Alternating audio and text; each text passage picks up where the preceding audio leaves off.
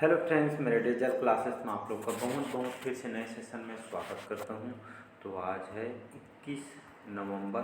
21 नवंबर से जितने भी करंट अफेयर्स के क्वेश्चन बनेंगे यहाँ से हम कवर करेंगे, जो कि डेली बेस पे यहाँ पे करंट अफेयर पढ़ाया जाता है।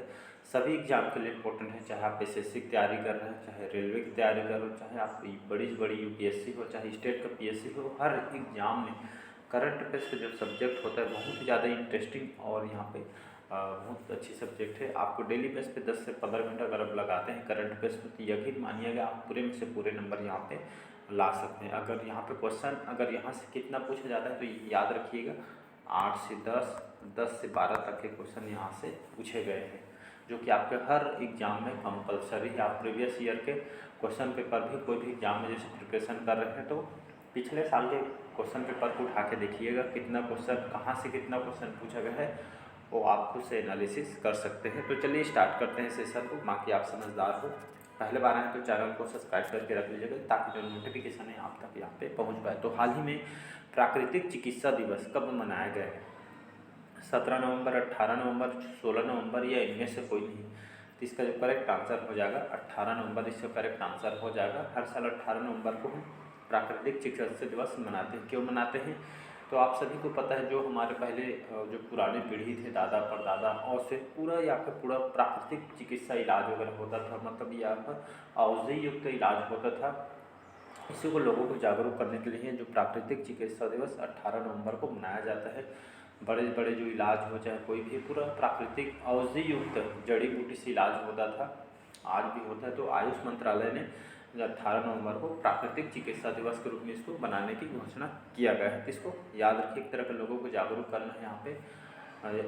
और जो यहाँ पे बहुत ही गुणकारी होते हैं हमारे, इसका कोई साइड इफेक्ट भी नहीं होता है, तो इसलिए लोग को ये जागरूक करने के लिए मनाया जाता है। अगला क्वेश्चन देखते हैं। हाल ही में जारी वैश्विक यूनिकॉर्न रैंकिंग में कौन शीर्ष स्थान पर रहा है? चाइना, भारत, यूएसए या इनमें से कोई नहीं। इसका जो करेक्ट आंसर हो जाएगा यूएसए। ये आपका जो अमेरिका है, आपका फर्स्ट पोजीशन है। तो ये आपका जारी वैश्विक यूनिकॉर्न रैंकिंग क्या है? एक तरह के आपको बिजनेस स्टार्टअप संदर्भ, मतलब कौन से देश का जो स्टार्टअप ज़्यादा बेटर है, ऐसे करके रैंकिंग ज़्यादा किया जाता है। तो इसी तरह हमारा भारत का रैंकिंग इंपॉर्टेंट हो जाता है। इसमें हमारा भारत को जो है इसमें थर्ड क्रम है। हमारी जो इकोनॉमी है दिनों दिन यहाँ पे बढ़ भी रही है।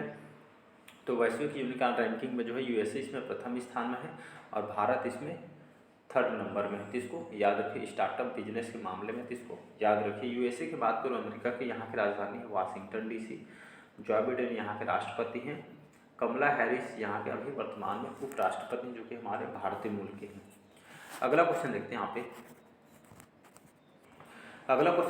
हाल ही में किसे मेटा इंडिया का उपाध्यक्ष नियुक्त किया गया है? तो मेटा इंडिया क्या है? तो मेटा इंडिया तो देखेंगे, व्हाट्सएप चलाते हैं तो उसमें मेटा इंडिया लिखा रहता है, एक निशान लगा रहता है।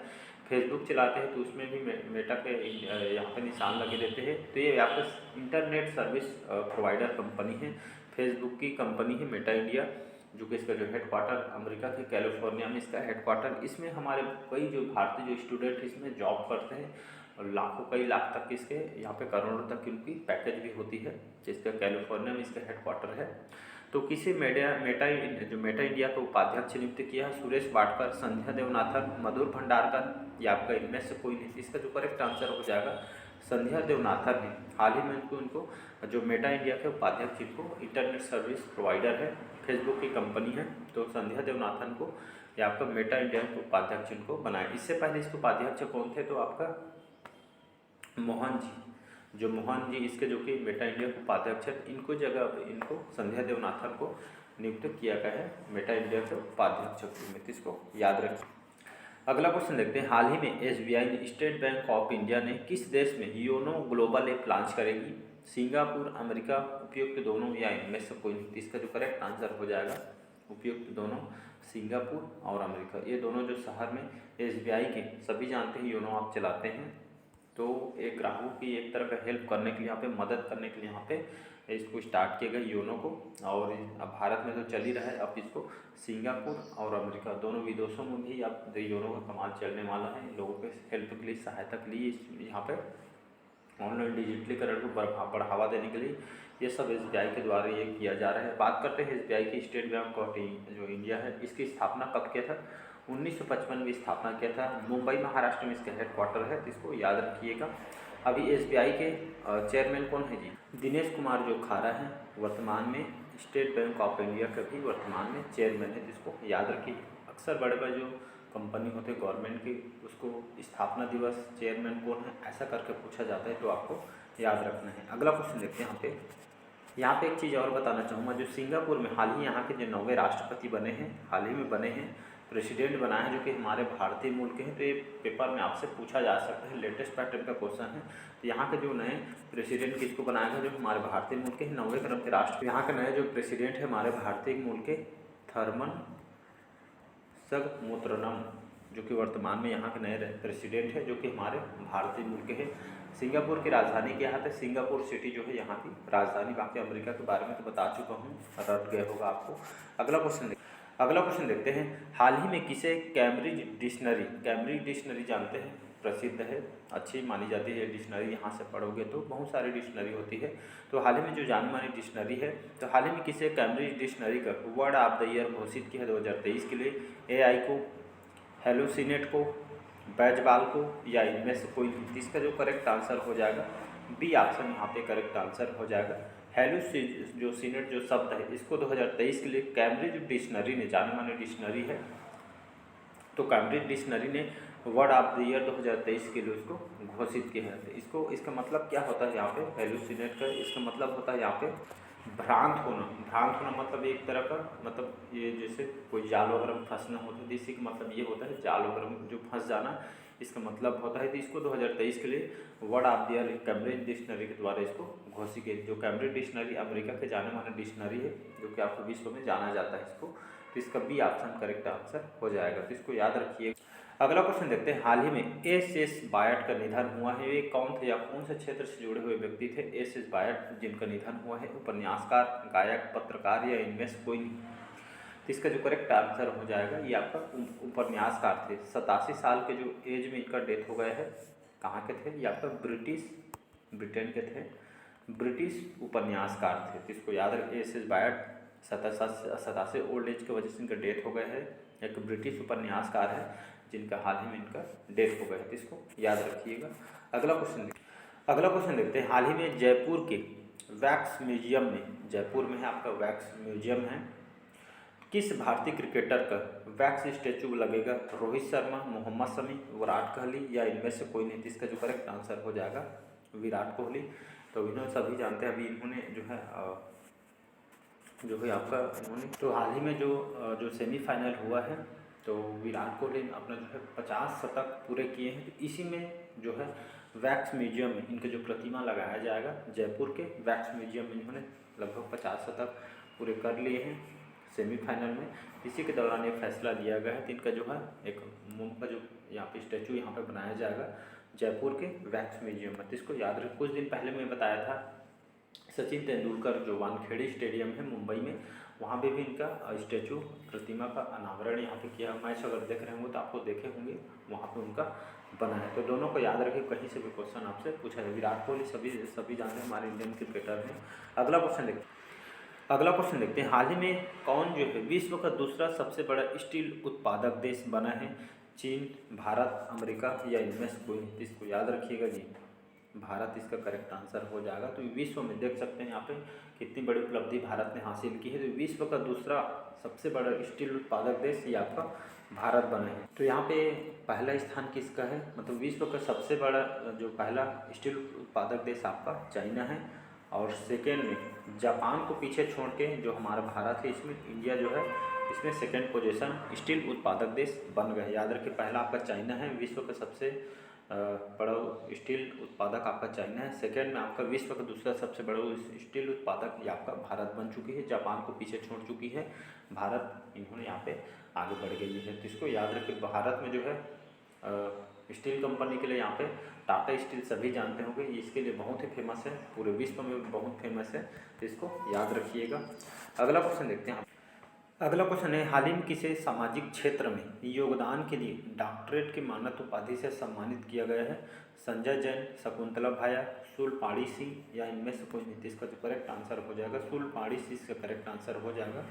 तो सामाजिक क्षेत्र में अपने योगदान के लिए इनको जाना जाता है। सामाजिक क्षेत्र में बहुत सारे इनके वर्क की वजह से जो है ये जो डॉक्टरेट उपाधि ये आपके सामाजिक कार्यकर्ता को दिया जाता है। समाज के क्षेत्र में उल्लेखनीय काम करने के लिए इनको दिया जाता है। तो इसी तरह हमारे जो भारतीय मुल्क हैं शूलपाड़ी सिंह, इनको सामाजिक क्षेत्र में अपने काम और योगदान के लिए, लोगों की मदद के लिए इनको डॉक्टरेट मानद उपाधि से इनको सम्मानित किया गया है 2023 के लिए। तो इसको याद रखिए, शूलपाड़ी सिंह, ये क्वेश्चन आपसे पूछा जा सकता है।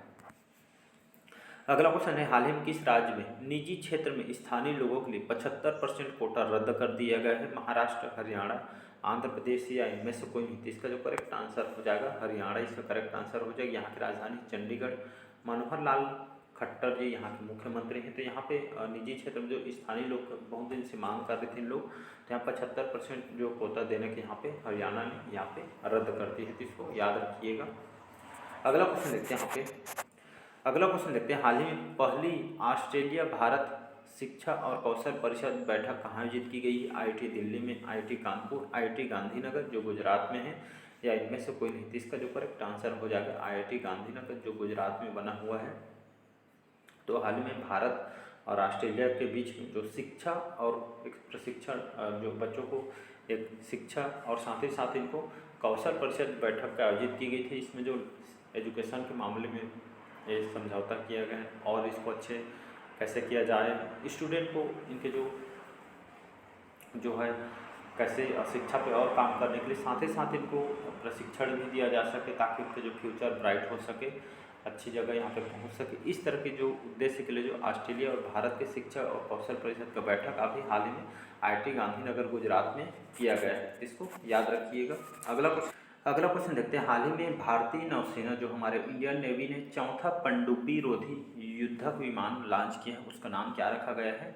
विग्रह, अमिनी, प्रयास या इनमें से कोई नहीं? इसका जो करेक्ट आंसर हो जाएगा तो इसको अमिनी रखा गया है। याद रखिए, जो पनडुब्बी है, पनडुब्बी कोलकाता शिपयार्ड के द्वारा इसको तैयार किया गया है, जिसका जो है उद्घाटन भी हमारे राजनाथ सिंह ने किया है। जो पनडुब्बी, इसकी खासियत क्या है? जो पानी के भीतर में दुश्मनों जो छिपे रहते हैं उसको खोज के निकाल के इसको लड़ने में सक्षम है, जो कि हमारे भारतीय जो नौसेना को आपका प्रदान की गई है।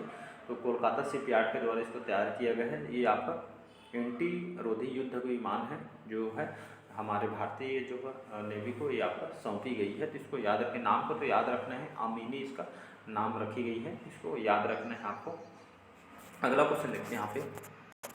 अगला क्वेश्चन देखते हैं, हाल ही में किस भारतीय एथलीट को world athlete of the year पुरस्कार के लिए चुना गया है? अविनाश साबले, तेजस्विन शंकर, नीरज चोपड़ा या इनमें से कोई नहीं? इसका जो करेक्ट आंसर हो जाएगा नीरज चोपड़ा, इसका करेक्ट आंसर हो जाएगा। नीरज चोपड़ा सभी जानते हैं एथलीट प्लेयर हैं, भाला फेंक खिलाड़ी हमारे भारत के, गोल्ड मेडलिस्ट हैं, सभी जानते हो। मेरे को इसके बारे में ज़्यादा बताने की ज़रूरत भी नहीं है। हाल ही में जो एशियन गेम्स चाइना भी चल रही थी, तो इन्होंने गोल्ड मेडल जीत के इन्होंने आए हैं, मतलब इतिहास रच दिए है, भारत को गोल्ड मेडल इन्होंने जीत आए हैं। तो भारतीय जो एथलीट हैं हमारे नीरज चोपड़ा, इनको world athlete of the year पुरस्कार के लिए उनको चुना गया है। इसको याद रखिएगा, वो गोल्ड मेडलिस्ट हैं। अगला क्वेश्चन देखते हैं, हाल ही में AIF फीफा अकादमी कहाँ लॉन्च की जाएगी? जयपुर, भुवनेश्वर, कोलकाता या इनमें से कोई नहीं? इसका जो करेक्ट आंसर हो जाएगा, जो अकादमी है उड़ीसा की राजधानी भुवनेश्वर में इस अकादमी को लॉन्च किया जाएगा। तो आपका जो है जो अकादमी आपका फुटबॉल से संबंधित है, 21 नवंबर को इसको लॉन्च किया जाएगा उड़ीसा की राजधानी भुवनेश्वर में। तो इसको याद रख, जिसके जो जानकारी फुटबॉल जो महासंघ है इन्होंने इस अकादमी लॉन्च करने की जानकारी यहाँ पे दी गई है। तो इसको याद रखिएगा ताकि जो हमारे युवा हैं स्पोर्ट्स के प्रति और जागरूक हो सके और इसको बढ़ावा दिया जाए, इसी तरह इसको लॉन्च किया जा रहा है। अगला क्वेश्चन देखते हैं, हाल ही में कौन सा जो एशिया प्रशांत क्षेत्र में पसंदीदा बाजार के रूप में उभरे हैं? भारत, जापान, उपयुक्त दोनों या इनमें से कोई नहीं? इसका जो करेक्ट आंसर हो जाएगा सी ऑप्शन करेक्ट आंसर हो जाएगा, हमारा भारत भी और जापान भी। तो भारत और जापान एशिया प्रशांत क्षेत्र में पसंदीदा बाजार के रूप में उभर के आई है। मतलब कहने का मतलब ये, आप हमारे जो भारत है लगभग जो है सारे प्रोडक्ट्स वगैरह चाहे कोई भी सामान हो 80 से 90% खुद तैयार करते हैं, मेड इन इंडिया अपनाया जा रहा है। पहले चाइना के भरोसे होते थे, लेकिन अब चाइना से कोई भी, इस बार जो दीपावली भी मनाए हम वोकल फॉर लोकल के यहाँ पे अपनाए हैं। इसी तरह लगभग हमारे जो 90% जो योगदान हमारा भारतीयों को रहा, जिसमें हमारे जो सामान लोकल जो प्रोडक्ट हमारे भारतीय अपनाए हैं, अपनाना भी चाहिए, हमारे लोकल फॉर वोकल अपनाना चाहिए, ताकि हमारे जो अर्थव्यवस्था हमारे देश के पैसा हम ही में लग जाए दूसरे देश के अपेक्षा। इसी तरह यहाँ पे जापान के जो प्रोडक्ट है यहाँ पे भी अच्छे रहते हैं। यहाँ पे मतलब बिजनेस होता है भारत के बीच, तो भारत और जापान के बीच एशिया प्रशांत क्षेत्र में पसंदीदा बाजार के रूप में उभर के आ रहे हैं और दिनों दिन ग्रोथ भी हमारी इकोनॉमी हो रही है। तो लगभग सारे प्रोडक्ट भी हमारे अब भारत से मिल जाते हैं। तो पसंदीदा बाजार के रूप में एक तो आपका भारत भी अच्छा माना जा रहा है और जापान भी, तो उपयुक्त दोनों इसका करेक्ट आंसर हो जाएगा। तो चलिए आज के सेशन कैसे लगा कमेंट करके ज़रूर बताइएगा। पहले बार आए तो चैनल को सब्सक्राइब करके रख लीजिएगा ताकि नोटिफिकेशन आप तक पहुँच पाए। चलिए, थैंक यू।